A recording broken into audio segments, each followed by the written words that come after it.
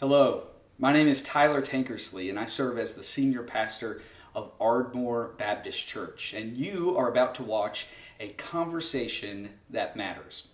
So, Conversations That Matter is a little series we started during the pandemic where we encourage members of our congregation and also other people as well to read a book and then to come back for a conversation with the author to kind of dig deeper. And we choose topics that maybe we sometimes tend to ignore, but we think are really important for people who want to live authentic faith in our world today. Now, usually these are live, but our author is a very, very busy man, so I had to pre-record my conversation with him a few weeks ago, and you're about to watch it here. The person that I'm interviewing is Reverend Dr. Ryan Berg, and he is an assistant professor of political science and also the graduate coordinator at Eastern Illinois University. And his research really focuses on the intersection between political beliefs and religious behavior. He one of the reasons I wanted to talk to Ryan is he's not just a brilliant political scientist who is quoted by news media all over the world. He's also a pastor. He has been the pastor of First Baptist Church in Mount Vernon, Illinois for 15 years. So Ryan has a heart for the church. Ryan's book that we're talking about is this one called The Nuns: Who They Are, Where They Come From, or Where They Come From, Who They Are, and Where They Are Going. It's about what we all know that we see in news stories and really know probably from our own lives, that here in the United States, the fastest growing religion is no religion at all.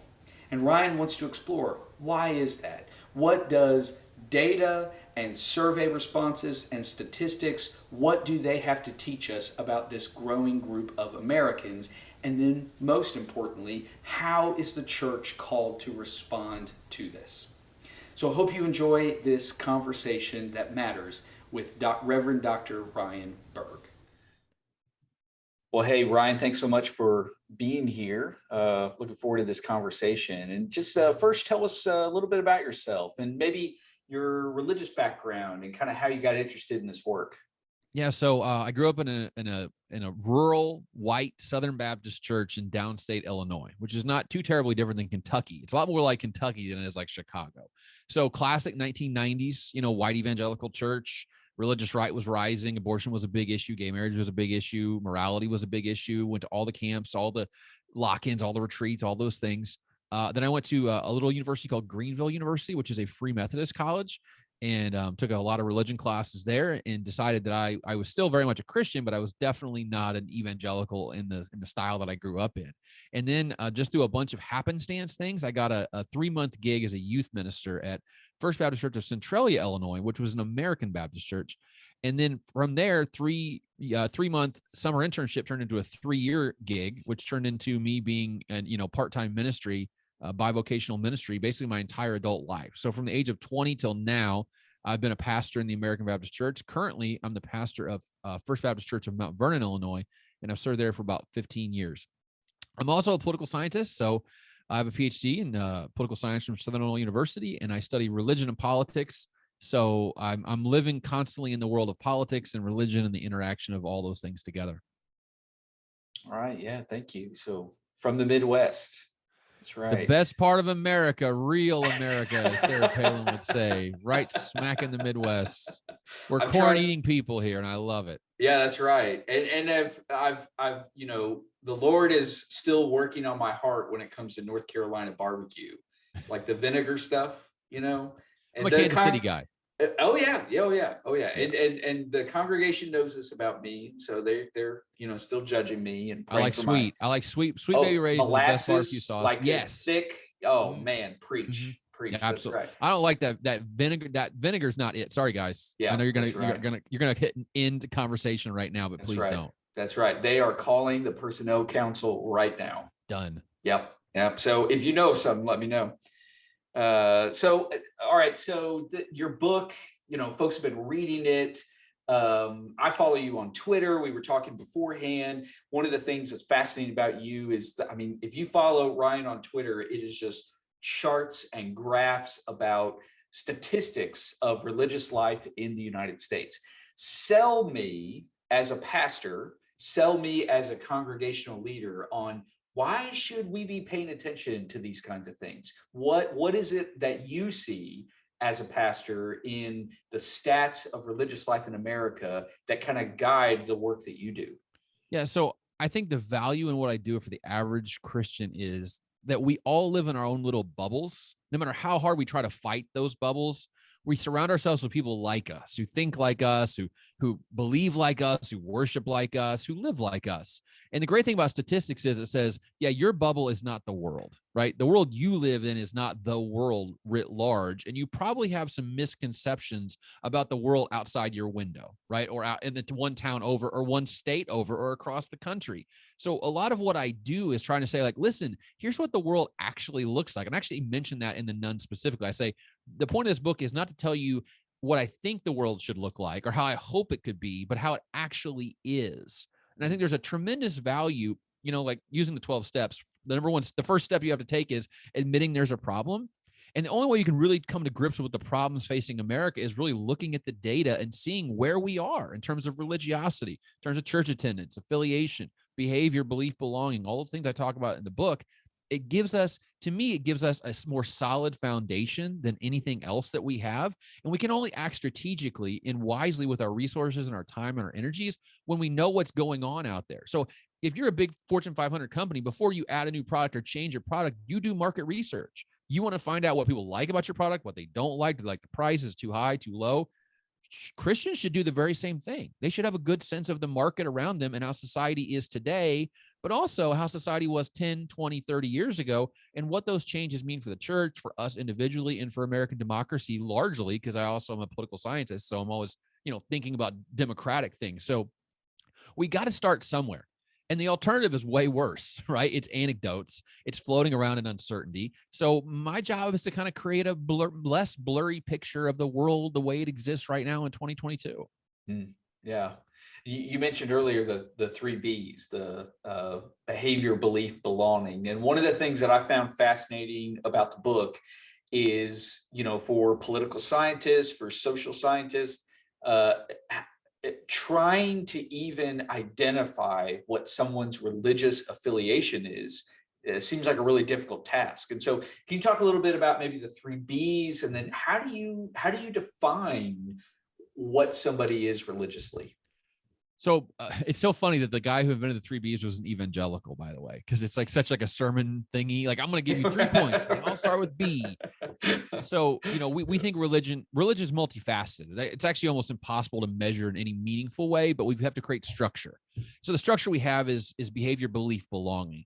And so behavior is almost always measured by church attendance. We kind of think that's like the tip of the spear when it comes to behavior, because we're social scientists. So going to church is a social activity. And the theory there is the more that you go to something, the more that you endorse that thing, but also the more you're impacted by that thing, right? So if I go to church more often, it's a check mark saying I like going, but it also tells us that you're being influenced by people while you're at the church. So that's behavior. And by the way, about 45-50% of Americans say they go to church less than once a year now. So we're actually seeing, a huge drop in behavior over time amongst Catholics. 75% went to mass in the 1930s. Now it's 25% go to mass every week in 2022. So, we're seeing big shifts in behavior. Then there's belief. And that one's really, really hard to measure, because the problem is every religion believes something different, right? We can't ask about Jesus to a Muslim or a Jew. It doesn't make any sense. So we typically ask things like, if we're asking a Christian audience, we things like, do you believe the Bible is literally true?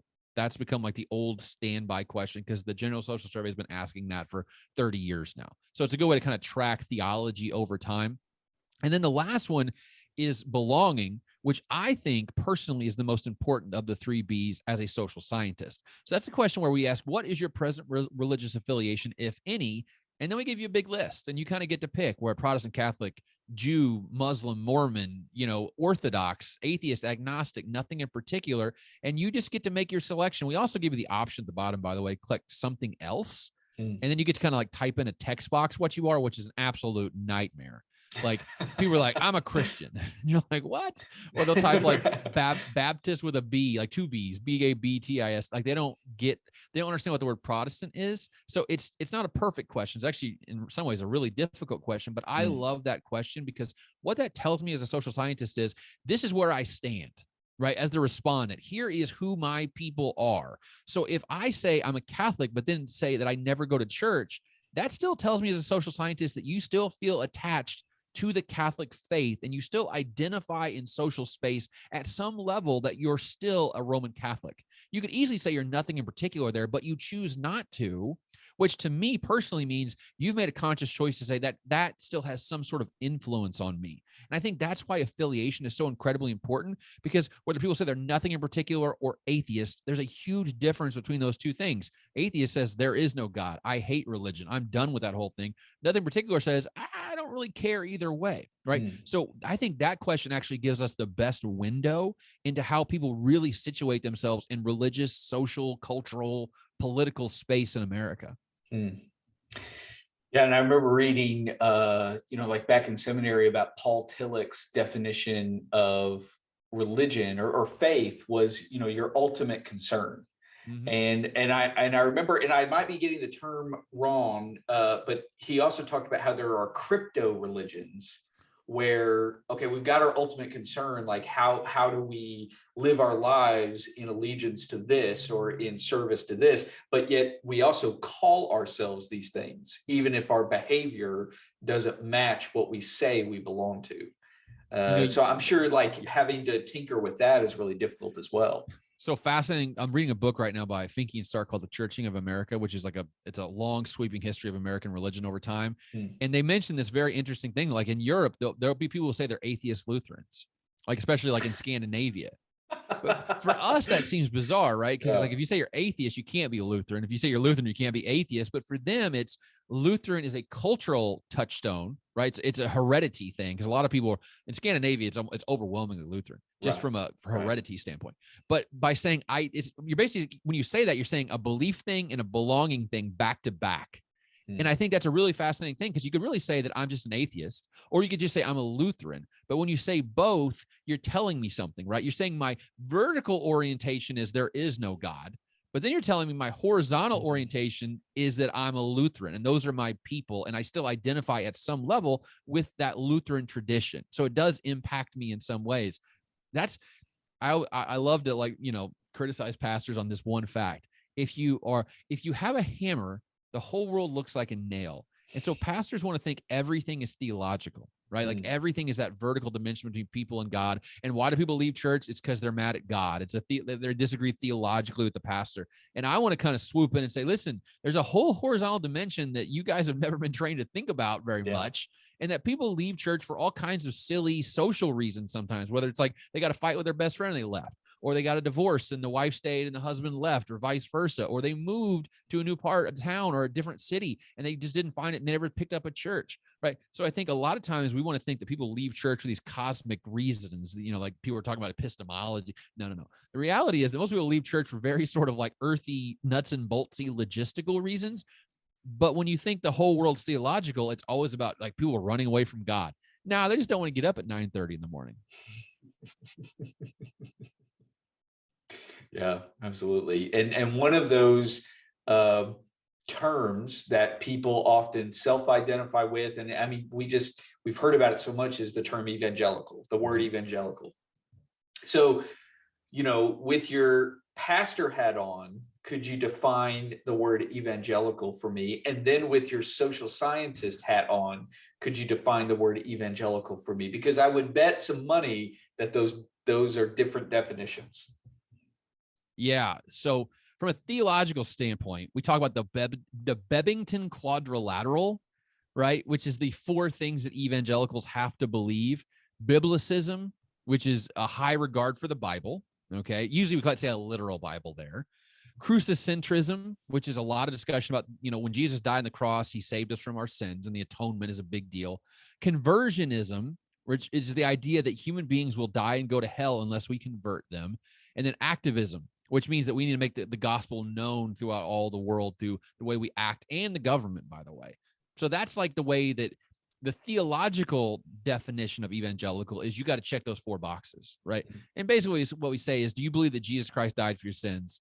Do you believe that if you don't believe in Jesus Christ, you go to hell? We actually have an interesting survey in the field right now, actually, where we ask people what percentage of Americans you think are going to heaven and what percentage of Americans you think are going to hell. Wow. Which I'm going to be fascinated, by the way, to see what people are going to say, like what percentage of Americans are going to hell. I wonder if I think it's going to be low, much lower than what evangelicals would like preach from the pulpit, right? Which is like, if you believe evangelical doctrine, you believe like 2/3 of America is going to die and go to hell right now. I don't think most Americans actually believe that, like at the pew level. So that's the theological evangelical. The social science evangelical is really just one question on a survey, which is, are you an evangelical Christian or not? And you say yes or no. And we ask that, by the way, to everyone, no matter what you say on the big religious tradition question. So you can say that I'm a Catholic and I'm born again. You can say that you're a Jew and that you're born again. You can say that you're a Muslim and that you're born again. And so what we're seeing in the data over time is evangelicalism has sort of broken away from that Bebbington quadrilateral understanding. And it's not really a theological term anymore. It's much more a cultural, a political touchstone. So what we're seeing, like with Muslims, there's born again Muslims now. If you look and try to figure out, like, are they just messing around? They mashed the wrong button on the survey. Do they not understand the question? But you can actually predict the causes of that. And amongst Muslims who go to mosque more than once a week and are Republicans, nearly 50% of them say, yes, in fact, they are evangelicals. So it's not just randomness in the data. Like, there's a consistent pattern of evangelicalism has become this thing in American life where it says, if I'm a political conservative and I'm very religious, devoutly religious, then I'm an evangelical, even if I'm not a Protestant. Now, the other part of that that's really interesting is we're seeing a rise of non-attending evangelicals. So the share of people who say they're evangelical but never go to church has risen to nearly 40% in recent years, up from 25% in 2008. So a lot of people are saying, like, listen, I'm an evangelical because I voted for Trump or because I'm a Republican, especially if you're white, by the way. And that's something that we've never really seen before, because we always conceived of evangelical primarily as a theological term. And now it's kind of jumped the fence and kind of like is just a larger cultural touchstone. And people are grabbing onto it for a variety of different reasons that have nothing to do with Jesus or the atonement or anything like that. So how did we get here? Like, what was the development where this term evangelical is now in the cultural waterways as more of a political term than a theological term? I think that, what's happened is that, so in political science, for a long, long time, the assumption was that religion's the first cause and then everything else is downstream of that, right? So we look at politics through a religious lens. We look at culture through a religion. And this is what we're taught, by the way. Like, I grew up evangelical. Have the mind of Christ. Have a Christian worldview. I can't even tell you how many times I heard that phrase. Have a Christian worldview. So the assumption there is that if we have a contact lens in our eye, it's a theological lens, and we view politics and voting through the lens of theology. But over the last 5 or 10 years in political science, we've actually kind of had a revolution in how we think about this now. And now we think that politics is actually the contact lens in our eye, and everything then becomes downstream of our political partisanship. Wow. So I think what's happening is evangelicalism now, people are looking at the world politically and going, you know what? I'm white, I'm conservative, and a lot of white conservatives are evangelical. So those are my people. I'm going to join up with them. And I think that's really kind of like the most operative question we ask ourselves is, who are our people? Who are we with? Who are we against? And how can I align myself more perfectly? We used to see a lot of what we call cross-pressured voters. So those are people who are like, I'm in a union, but I'm also in the NRA, which is like, like, who do I vote for? Because I got this and I got that. We're seeing people sorting themselves out in such a way where they don't have that cross pressure anymore.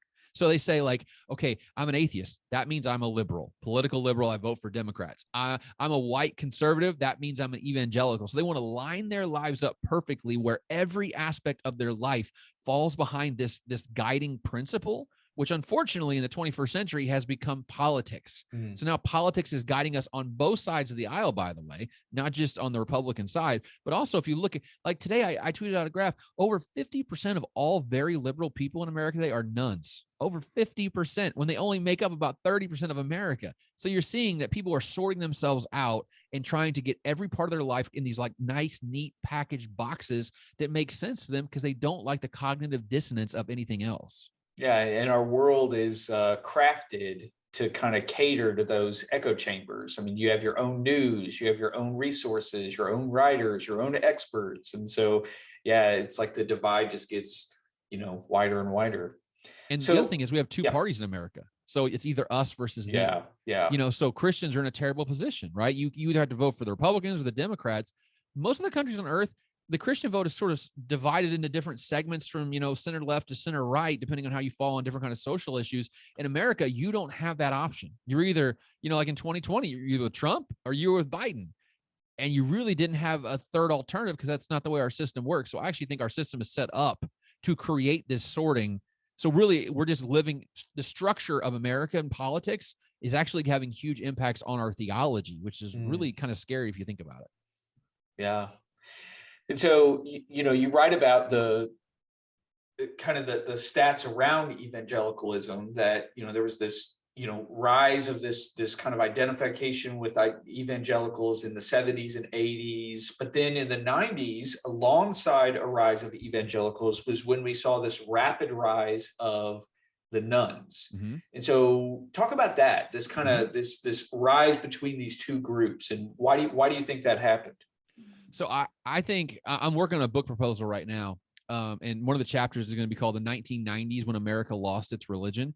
I think the 1990s are the most important moment at least in our lifetimes, right? So like post World War II, that's the most important decade. From 1991 to 1998, I think really is the kind of the part to zoom in on. 18 to 35-year-olds, 85% of them were Christians beginning that period of time, and only 73% were Christians by 1998. So 13-point drop or 12-point drop in 7 years, which is insane, by the way. Like we never see that in demography. It moves much more glacially than that period. I think it's three things. One, the fall of the Soviet Union was a huge deal, because we were always in this pitched battle between like good capitalist democracy. That's God's religion, right? That's what we believe in. In the 1950s, to fight the Red Scare, we put in God we trust in our money, and we put under God in our pledge. It became the national motto, in God we trust, right? So it became central. To be an American was to be a religious person, because we were fighting the godless, communist, atheist, terrible people across the ocean. And then the Soviet Union fell. And it's like, okay, so now the stigma against being a nun is starting to crumble, because it does not mean that you're anti-American to be a nun anymore. That's one part of it. Second part of it is, in the book, in the Nuns, I talk about this. In 1993, American evangelicalism hit its absolute peak of power. 30% of all American adults were evangelical in 1993. They've never been that high before and never since. And if you think about it, what that was politically, that was the contract with America. Newt Gingrich was in 1994 when the Republicans took back the House for the first time since FDR. So we saw the religious right really hit its peak of power, riding on the wave of abortion and the summer of mercy and all those things. And then the last thing is, as we got through the 90s, technology became much more ubiquitous, and the internet kind of infiltrated almost every American household by 1998 or 2000. So now kids could not, they were not Christians by default anymore. They could go look and see what Islam teach, or Buddhism teach, or Hinduism teach, or they could look for other people who are maybe atheists like they were. And so they're like, well, if they're an atheist and I'm an atheist, it's okay to be an atheist. So it gave people permission to actually explore faith in a more full, complete way. And for a lot of Christians, they said, well, I don't believe this anymore, because I have other options now. And that, I think we're actually living right now in the aftermath of that 1990s shift. And once the ball got kicked down the hill, where evangelicals went this way, the nuns went that way, we're just really kind of living with the aftermath of those trajectories kind of, diverging in the mid 1990s. Yeah, I remember a sociology class, like my first semester of college, where the professor was saying, so this was like, 2005 or so. And the professor was saying that by definition, America has no more rural areas by old definitions, which old definitions were, like a hit song would come out in New York City and be played one year, but it wouldn't make it to a small town in Kansas for 2 years. Well, that's not the case anymore. Like information is spread so rapidly, and so it is infiltrating even like our small towns and stuff. So that's fascinating that the internet would sort of usher in this area of information and give people a wider view of what's possible, or how to define yourself, or that kind of stuff. Yeah, very interesting. So you in your chapter on religious disaffiliation, you kind of referenced this earlier, but I'd love to hear a little bit more. When you talk about religious disaffiliation, it seems like to me that there are stories that I hear pastors talk about or churches tell themselves. Well, this is why people don't come to church anymore, or this is why people don't call themselves Christians anymore. And at least when I was a kid, the reason was usually sin. Like, oh, they want to live their life in a certain way and they don't like what the Bible says about this. And so therefore they reject it. And there probably is some truth to that. But what does your research show for why are people so disaffiliated from religion? I wish it was like one little like TED talk. Like I'll teach you the one thing for why people will leave. So every pastor kind of wants like the silver bullet thing of like why people are leaving church and how to bring them back. Yeah. I think I'll kind of hit on a couple real quick. One is that America is secularizing. Western Europe in the post-war period basically became secular in a very quick period of time. Within 10 or 20 years after the war, most of Western European religion just disappeared. And it's kind of foolhardy for us to think that that was not going to happen to America. I think what we're all kind of more stunned by is how long it took and how slow it's gone. We're still incredibly religious compared to what we should be if we followed the same trend lines of what happened in Western Europe. So I want to just make that clear. Like America is exceptional in that it is nearly 50% of Americans say that they have that religion is very important to them. If we follow the trend line, it should be 0%. Like we are way more economically prosperous than we should be based on our religiosity or vice versa. So America is very, very religious, but we were going to become secular. As we become more educated, Max Faber says we become more secular because we don't need God anymore to explain why it does or does not rain or why I got cancer or those kind of things. But also, the other thing is politics. I think we cannot discount the role of American politics. And it's so crystal clear in the data. Like amongst very liberal people, like we just talked about, 35% of them are nuns. But amongst very conservative people, it's around 10 or 12%. Right. So people are sort of being like they have to polarize with what's going on in the larger culture. And then you add the internet to that whole piece. And just to kind of piggyback on what I said earlier about the rise of the internet in the early 1990s opened up information to people. But the rise of social media in the last 10 or 15 years has given lots of people platforms that they would have never had in American life 20 or 30 years ago. So what you get is there's no gatekeepers in American religion anymore. And by the way, it's not just the internet. Think about the fastest growing churches in America. Think about the fast growing trends in Protestant Christianity, which is non-denominational Protestant Christianity. That's the only thing growing, by the way. In the book, I talk about it. In the new book, 20 Myths, I talk about it. That's the only. Baptists are down, Lutherans are down, Methodists are down. Non-denominationals are up in the last 10 years. And where do those people come from? Those non-denom pastors, a lot of them have no theological education at all. They were insurance salesmen and real estate brokers. And, these were not people who have an MDiv. They started a church in their basement. And all of a sudden they have, 1,000 people every Sunday, and they have no one telling them what to say or what to do. No one that can hire and fire them beyond the local church. That's a problem if you really sit back and think about it, because you can build your own fiefdom there without any sort of accountability, and you can preach whatever gospel you want without anyone coming down from above and saying, whoa, dude, you're kind of borderline on heresy right there, or you need to kind of step it back, or you don't think you really understand this very well. They're actually being incentivized for being crazy and saying outlandish things. And if you look at the fastest growing pastors and the big one with the huge social media followings, they're saying things that are caustic, that are divisive, that are frankly untrue, but no one can come in and check them, because what social media has done is created a bottom up environment in America and not a top down environment in America. And used to be religion was almost entirely top down in America. It had gatekeepers, education, rules, and structure and order. And now it's just wild, willy-nilly, Wild West. You can believe whatever you want to believe. And that's where we get problems. Monica Lewinsky said, everyone in America deserves their own voice, but not everyone in America deserves their own megaphone. And unfortunately, social media has given crazy people a megaphone they would never have 10 or 15 years ago. And it's really led a lot of people astray on both sides of the aisle. And it makes it harder for us to compromise when you keep hearing people say the other side is evil and the enemy and wrong and ungodly and unbiblical on both sides. That's where we are. And I think we are not even close to understanding what the internet has done to us, and we won't understand it for probably 20 or 30 more years, but it has radically reshaped American society, and it's radically reshaped the church and what it means to be a Christian in the 21st century.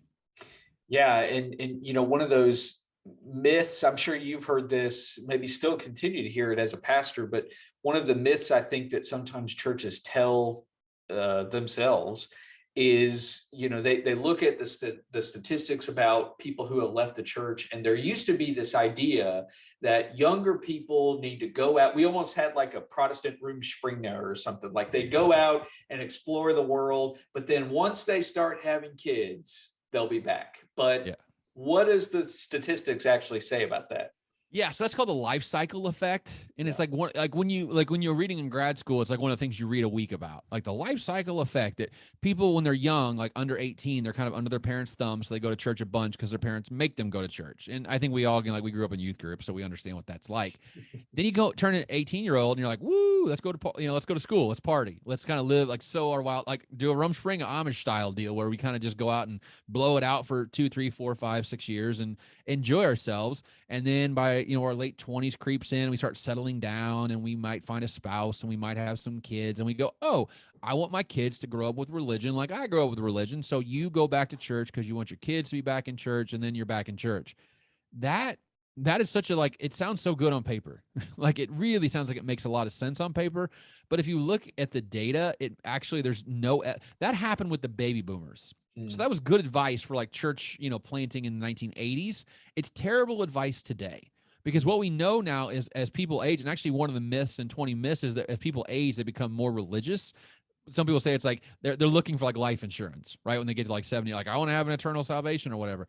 The data says that if you look at every birth cohort, which are like 5 years, like 1935 to 1940, 1941 to 1945, you look at those people between 2008 and 2020, they're less religious in 2020 than 2008 at every single birth cohort from like the 1940s onward. So we're not seeing people return to religion at all. We're actually seeing people leave religion at a rapid rate, not just young people, but older people as well. So there's really no we're coming back thing. It's just out and out and up and out. And not pastors don't assume people are going to come back because Yeah. there's actually no evidence that they do come back, let's say in their late 20s and early 30s now. Mm. Yeah. And so maybe sometimes like those efforts we place into, churches are constantly saying things like, well, we just need young families. We need young families, and I get that. I do. Like you've got to have, a multivariate generational congregation to have like a good representation of your community. But it's difficult. That idea that we're going to somehow reach all these families that are now having kids, like that's a bygone era. I will say, if I would, the ideal kind of church is one that has a lot of young families that have a lot of kids, though, because Yeah. what we know is that people don't leave faith as much as we think they do. Right. So, and evangelicals are actually really good at retention. So Mm. they keep people in the faith much more than Catholics or mainline Protestants or anyone else. So, churches are always fighting this battle, right? Where the inflows and the outflows have to kind of balance out over time. And as your congregation ages, your outflows are going to outstrip your inflows because people are going to die off or Mhm. they're going to leave. And actually, we think people die off more than they leave, by the way. But the problem is you only have two inflows, which are converting people, bringing people in, recruiting them, or children who are raised in the congregation and stay in the congregation over time. You need your inflows, right? Your keeping people in and bringing new people in need to exceed your deaths and your, deconversions. Unfortunately, for a lot of traditions, like the average white evangelical in America today is like 58 years old. That means in like 20 years, evangelicalism is going to be like a third smaller than it is right now, just based on attrition, Mhm. on young people not replacing old people as they kind of die off. An ideal church has people at all age brackets, but it has a lot of young families with young kids because that really, I know it's a trope, but it really is the future of the church Right. lies in those young children staying in that church for the rest of their lives. Right. So a church investing in like a healthy children's ministry and caring for those families is, that's part of the importance of that. Yep. So, you know, the title of the book, The Nuns. When I was a kid, and I remember going to a summer camp one time, and it was one of those Baptist camps where you could take a track, and one of the tracks I took was world religions. So I'd learned about all the different religions, and there was a category for atheists, and there was a category for agnostics. And I think for many people, when they hear nuns, that's what they hear, atheist or agnostic. But in the book, you do a great job of helping us define, okay, here's what an atheist is, Here's what an agnostic is, and here's what we're talking about when we say nuns. And so can you tell a little bit about those definitions? Yeah. So we asked the question, like we just talked about, you get 12, what is your current religion, of any? And then it goes to a bunch of like theistic traditions, right? And then it goes, it goes Protestant, Catholic, Mormon, Orthodox, Jewish, Muslim, Hindu, Buddhist, atheist, agnostic, nothing in particular, right? Those last three categories together, we kind of call the nuns. But unfortunately, those three groups are so incredibly different than each other, especially the difference between like an atheist and a nothing in particular. I found this really, Dave Campbell wrote this book called Secular Surge, where he defines it as secularism versus non-religion. And atheists are secular, right? They have a secular worldview. They don't like the church. They don't like religion. They don't want anyone to be part of religion. They're trying to tear down religion in America. But the biggest chunk of Americans are non-religious amongst the nuns. So you put the nuns in the room, 5 nuns in a room, one's an atheist, one's an agnostic, 3 are nothing in particular. And if you look at demographics between the two, they cannot be any further apart. For instance, like 47% of atheists have a 4-year college degree. It's only 20% of nothing in particulars. So like nothing in particulars are the least educated religious group in America today. And economically, that also makes sense. 60% of nothing in particulars make less than $50,000 a year as a household, which means that most nothing in particulars live in poverty, while it's only 40% of atheists. So economically, they're way different. Educationally, they're way different. If you look at gender breakdown, 60% of atheists are men. It's 50-50 amongst nothing in particulars. So these groups are as different as they possibly can be. And here's really where it gets operative from a religious standpoint. Okay. So if you look at panel data, which is where they ask the same people the same question at different periods of time. I have panel data from 2010 to 2014. They asked people what they were in 2010, and then again, what they were religiously in 2014. Amongst atheists, less than 1% of them became Christians 4 years later. Amongst agnostics, it was about 3% of them became Christians 4 years later. Amongst nothing in particulars, it was 16.5% of them became Christians. And over 25% of them came back to religion, not just Christianity, but another theistic religion 4 years later. So think about it. 3% of atheists become religious people. 6.5% of agnostics become religious people. 25% of nothing in particulars become religious people 4 years later. And nothing in particular are 20% of the American population, right? Atheists are only 6%. Agnostics are only 6%. So when you're talking about like market research and what the fertile field is for people, the nothing in particulars are a huge chunk of America, the fastest growing religious group in America today, but they're also much more willing to come back to religion than atheists or agnostics. Yet when pastors get in the pulpit, they always want to rail against atheists and agnostics, how terrible they are. They represent a boogeyman, I think, in a lot of ways. They're about 1 in 10 Americans. Let's focus on the group of Americans kind of in the middle, the non-religious Americans, but not secular, just non-religious, who are open to faith, who will listen to faith. And actually, by the way, 40% of them go to church at least once a year, of nothing in particulars. So they're sort of marginally attached to religion, and they actually can get a lot of benefits from religion, and they'll listen. Why not focus more of our time on that group as opposed to the other group? So, what do you think? And this is pastor and social scientist question, but what do you think those nuns are listening for, or what if I think, like you were saying earlier, I hear a lot of preachers trying to convince people, like trying to use apologetic kind of arguments to convince people, but I get the sense that's not really what nuns are looking for. Yeah, what are they looking for? I think more than anything else, especially like in a post-COVID world, they're looking for community and connection. They want to be part of something, because if you look at the data, they're not politically engaged. They actually are the least likely to like go to a rally or a march or a meeting or something like that.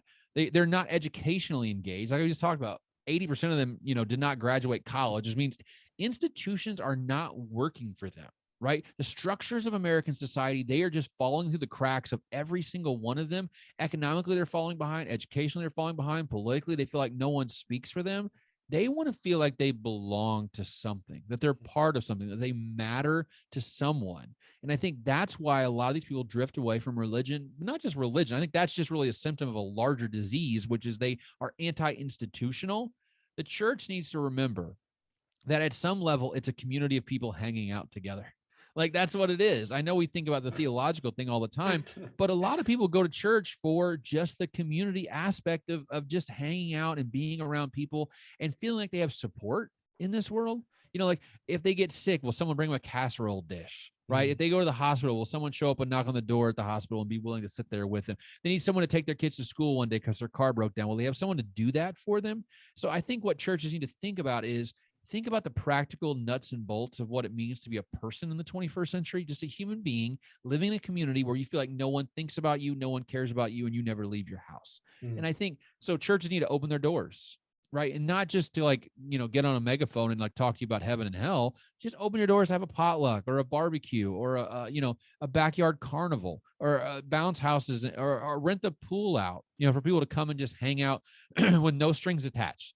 That's the kind of stuff that these nothing in particulars want. A, because they don't have a lot of money, so they need it to be free or cheap.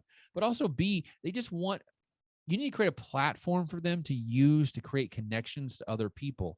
I always tell people, most people come to church for the wrong reasons, but stay for the right reasons. We should give them a whole lot of wrong reasons to come to church. And that's free food. That's carnival stuff. That's things for the kids to do. That's after school programs. That's whatever it is. You get them in there and they start realizing that Christians are by and large, not judgmental, not mean, are forgiving, are loving, do want to support them. And they realize, wow, I could benefit from this, not just theologically, but also sociologically, politically, emotionally. They'll benefit from having friends. So churches need to create space for these nothing in particulars to come, feel comfortable, and feel no obligation, by the way. No tracts, no preaching, no gospel hour, no even, praise and worship time. Cut that out for a while. Just give people space to talk and hang out and enjoy each other. And you're going to see some returns on that, I feel like. So if you get people into those community connections, it may cause them to feel like they belong and then get invested in the more kind of theologically based activities at church. And yeah, that's good. You mentioned this earlier, what you were just talking about, and your book, The Nuns, was published in 2021. And I think I know enough of the writing process to know that you likely were writing this book pre-COVID, or at least starting to write it pre-COVID. How would you think, the past 2 years, what do you think that's done to the growth of the Nuns? So fascinating that you asked that, because I just signed a contract this week for the Nuns 2.0. I don't, that's not the title. We don't have the title yet. Like this even time more, it's personal. even more nuns, more nunny. Right. The marketing folks are having a fun time trying to figure out what to title this. I think we're going to call it Revised and Expanded. I think that's actually what we're going to go with. So I'm going to add data from because the book ends with 2018 data, and now I'll have data in March going all the way to 2021. And I'm going to add a chapter of what COVID wrought upon the American religious, landscape. I think generally speaking, and this is, I don't want to give away the store on this, but it's kind of early to figure out what really happened, because some churches are still closed. I mean, they're not meeting in a regular way. And I think we won't see that. I think we'll need surveys going on even into next year until we really see what's happened. But here's what makes it even more difficult. Think about this. So if we see that religion's dropped off the last 2 years, people want to go, well, it's because of COVID. It's COVID, right? It's COVID. But you also have to realize over the last 2 years, a lot of old people have died, not just from COVID, but just from being older people. They've died off who are 71% Protestant or Catholic, and they're being replaced by, Generation Z coming of age who are 37% Protestant or Catholic. So how do you isolate what is causing what and what the shift is based on? So I think if you look at the data, what you see, and fascinating enough, I have this poll that was done every week from the middle of 2019 to the first week of 2021. So right through the smack middle of COVID. And they asked people every week, a different set of people every week, what your religious affiliation is. The share of people who said they were nuns actually went down during COVID slightly, 1% down during COVID. So I'm not convinced at all that America is much from an affiliation standpoint, from a belonging standpoint. I don't think there's been really any shift in the composition of America because of COVID over the last couple of years. Now, attendance gets a lot trickier, right? Because the data does say that attendance did drop fairly significantly between 2020 and 2021. But is that because of COVID? Is it because when they ask the question, do we need to add the online piece to it? How do they answer absolutely. Yeah, right. So I think it becomes a measurement problem. And I don't think we're fully going to grasp, what our church is going to return back to 100%. They can't answer that question right now. So it's hard for me to answer that question right now. I do think attendance has dropped somewhat, but I don't think it's dropped, 10, 15%. I would say it's probably in the 5% or less range. But again, is it because of older people who died off who were going to go to church but can't now because they're not alive anymore? Or is it because the church was closed, or because online services, or all those things? It's such a sticky, thorny issue. I think the reality is that we probably just continued on the same path we were going down for the last 30 years, not accelerating, not slowing down, but just kind of continuing on steady as she goes, which America is going to be less religious in 2022 versus 2020, COVID or no COVID. And I don't think it's really had a sudden deleterious impact on, religion overall, but it's early. We're still early days on this. Yeah, thank you. All right, so last question. One of the reasons I wanted to talk to you is that you have this dual role of being a Baptist pastor and a political scientist. And I love that combination. I bet there aren't a whole lot of Baptist political scientists who are clergy. So I've never met one. I'll say that. Right. So here's what I imagine. What I imagine is that, and you tell me if I'm wrong, but that you kind of have a dual personality that you almost have to hold. That when it comes to being a political scientist, you have to look at this clinically, but yet you're a pastor. And so a real personal question, what gives you hope? What gives you hope about what you're reading? How do you try to lead your congregation into good news in the midst of all this data? Yeah, I vacillate between, abject despair and somewhat hopeful, depending on what I'm reading and what's going on in the world. I will say recently I've been heartened by the fact that I don't think America, I've been reading a lot of American religious history for a project I'm working on, trying to understand what America was like at the Revolution and just past that. America was never as religious as we thought it was. I think that's becoming crystal clear to me. I'll give you a statistic. During the Revolutionary period in New England, over a third of all first births to women were women who were married less than 9 months, which means that, a huge chunk of American women were having, premarital sex during the Revolutionary period in America. And only 20% of New Englanders went to church every week at that period. So one was more likely to have a baby, have sex before she was married than she was to go to church.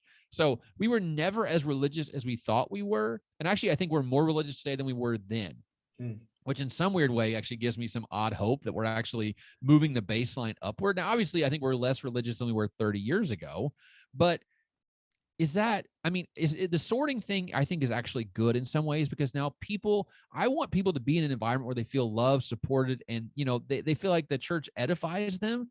I think a lot of people who left the church were not feeling edified by the church. And I don't want religion to cause harm to anyone. I think that's actually really, really bad. But I will say this, I do think the world is a better place with religion. That's my bias. I'm very biased in that way. And then I will say, I think religion is a cause for good, not just in America, but in the world. And I think religious people generally are happier. The data says this, by the way. They're generally happier than people who don't go to church. They generally live longer lives than people who don't go to church. They're generally more fulfilled in their careers than people who don't go to church. So I do think that's what gives me hope, is that people are going to see religion in the future differently than they saw it in the past. It wasn't a default thing. It was an affirmative thing they were drawn towards, not just they were raised in religion and that's all they have. And I think when people get to pick what they are, they're going to end up picking a better spot for them to land than they would 30 or 40 years ago when they basically said, well, I'm a Baptist, so I'll die a Baptist. Now they get to say, okay, I want to be a Methodist because I believe I like the Methodist expression of this thing better. And I think that actually makes me happier, because people are being matched from a market standpoint. They're getting to a better product, a product that meets their needs in a more fulfilled, full way. But that also means that religion is going to have to work a lot harder to be attractive to people who are seeking it out. And I think they can be. I think they really can be. I think we're seeing a lot of young people, understanding that religion can be a force for good if it's packaged up in a certain way. I'll end by saying this. The solution to bad religion is not no religion. It's better religion. And I think, if anything, what's done over the last 30 years, the church has realized, wow, we need to get better at this, because obviously what we're doing is turning a lot of people off. So I see a future where people are actually matched better with religion. They might be less religious, but they're matched better with the religious tradition they're in. On balance, that's a pretty good outcome, I think. Ryan, thank you so much. I've so enjoyed hearing this conversation. And tell people a little bit about the book. We're recording this in February, but by the time this airs, you'll have another book out. You tell people about that book. There it is. I got it. I'm contractually obligated to put this up. I feel like in everything I do now. This is a book that comes out March the 1st. It actually is already shipping from Amazon right now. We're recording this on February 11th, but it's already shipping. So by the time this is out, you can buy this book. It's called 20 Myths About Religion and Politics in America. And it's really 20 self-contained chapters about different myths that people have told me that are just factually untrue that I wanted to unpack. So each chapter is like 2,000, 2,500 words, a couple graphs. They're all independent of each other. So you don't have to read them all in order. You can just bounce around to ones that interest you and read them, 1, 7, 12, 4, and all over the place. You can pick it up and put it down a week later and still not lose your place. So there's a lot to like about it. It comes out March 1st. You can also buy the Nuns, where they came from, who they are, where they're going, wherever fine books are sold. Version 2 of the Nuns is kind of scheduled for, I think, for 2023, if I can actually get in gear and start writing for that. You can follow me on Twitter. That's really the center of my entire online presence is Twitter, at Ryan Burge. I tweet graphs. I don't tweet a bunch, but I just tweet graphs all the time, what I'm thinking about, what I'm doing. RyanBurge.net is my website. And you can easily find contact information for me. My email address is publicly available online. So if you have any questions, more than happy to answer them if you send me an email. Thank you so much, Ryan. Thank you. It's been a pleasure. Hey, thank you so much for participating in this conversation with Ryan. I hope that it was insightful for you, perhaps challenging, and I hope it gave you some ideas for how can we as Christians respond to this growing group of people. How do we share the gospel in a world that looks very different and in which more and more people are not associating with church or religious identity at all? I also want to put in a plug that Ryan has actually just published a second book called 20 Myths About Religion and Politics in America. So Amazon just delivered it to my house the other day. I've not read it yet, but so far what I've seen and what I've flipped through and what Ryan has told me about is that this is also another really insightful book. So, like I said, I hope you enjoyed this conversation. And these conversations are not meant to be standalone. They're meant to engage us in further dialogue. So let's talk about this. What do you think this means for who we are as a church? What do you think this means for how we share the gospel in the world? Let's keep the dialogue going. You can respond to the comments. You can send me an email. I will take you out for a cup of coffee and talk about what you think this means for who we are as a church. But for now, friends, go in peace.